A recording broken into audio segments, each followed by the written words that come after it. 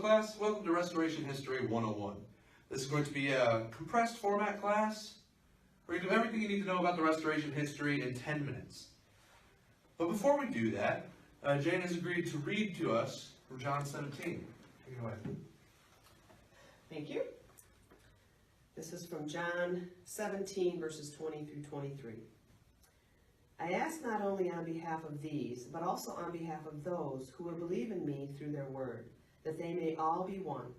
As you, Father, are in me, and I am in you, may they also be in us, so that the world may believe that you have sent me. The glory that you have given me, I have given them, so that they may be one as we are one. I in them, and you in me, that they may become completely one, so that the world may know that you have sent me and loved them, even as you have loved me. Thank you. May I be excused? Yeah, just come right back. Thank you.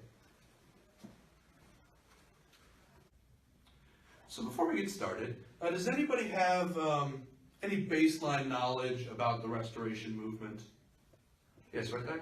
I know it's also called the Stone-Campbell movement. Is that because it was founded by Alexander Campbell and Barton Stone? It was founded by Alexander Campbell and Barton Stone, but that's not a complete picture. There are actually 4 founders of the Restoration movement. Lloyd Knowles called them the Big Four. So there was Alexander Campbell, right? But there was also his father, Thomas Campbell, who had a big part in shaping his ideologies. And then Barton Stone, like you already said, and Walter Scott. If I ever make anything materialize in thin air like this, that means it will be on the test. Moving on. Wait! Did we move? Wait, that's not important. Who are these people? Asking the real questions, Luke. All right. Thomas Campbell, right, wrote the Declaration and Address, one of the founding documents of the movement. Barton W Stone, he started the Cane Ridge Revival in 1801. Tens of thousands of people came to this thing. A really great event. Will be on the test. All right. Alexander Campbell wrote the Millennial Harbinger. Again, another founding document to the Restoration movement. And Walter Scott, other than being Scottish, founded the 5-finger method of explaining salvation. Now can we move on? All right. All right, does anybody have any questions at this point? Alright, so what is this movement even? I forgot to say that. Very good question, Luke. Right?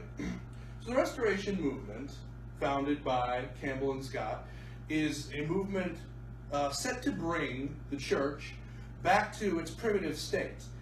In these documents, the primitive church is referring to how it was in the book of Acts, right after Christ's ascension.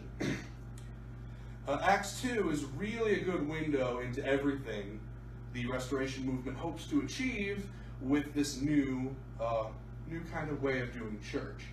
In Acts 2:42, it says, they devoted themselves to the apostles' teaching, to the fellowship, to the breaking of bread, and to prayer. And that's a nice list of things that the church is supposed to do and be for one another. And while at this time, in the 19th century, it's a very new movement, right? It's really trying to get things back to their old state. It's all based on essentials, which are the core beliefs of the Bible, and unity. This is perfectly summed up in the 4 slogans, which I'll get to in just a bit. All right, so I've been talking for a very long time, so we're going to take a quick break. Before the break, we were talking about the 4 slogans. Are you wearing my clothes? Who is that man? I'm getting so tired of your stupid questions, Luke.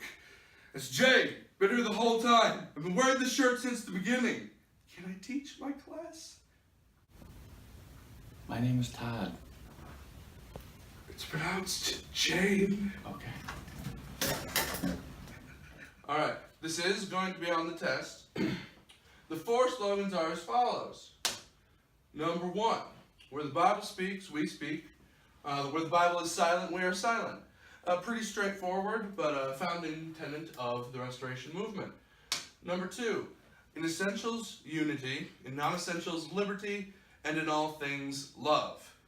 This is really how we handle any biblical conflicts within the movement. Number 3, no book but the Bible, no creed but Christ. Pretty straightforward enough. And number 4, We are not only Christians, we are Christians only. that was a test, correct? Alright, so that concludes my restoration history in a nutshell. I want to save some time here for your questions. Any questions? Yes, Todd? Thank you. Where are we today with the Restoration Movement? How big is it? Excellent question. So there are estimated 3.5 million members of the Restoration Movement today, spread over 52,000 congregations. And that is worldwide. While the movement started mainly in America, it's spreaded throughout the world. That's really Yeah. All right, I have a question. So, is this all still one church?